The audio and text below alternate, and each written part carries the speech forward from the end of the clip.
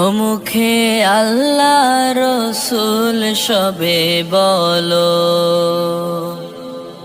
দিবানিশি যে 6 জনা দিত কুমন্ত্রণা, আজ তাহারা কোথায় গেল ভাবো দেখি রে মনা।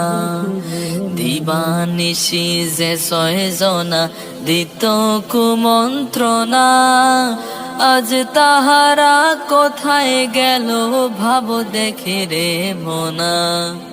ফেরেশতায় আসিয়া যখন জিজ্ঞাসা করিবে, দিন কি তোমার মাবুদকে বা তখন কি বলিবে।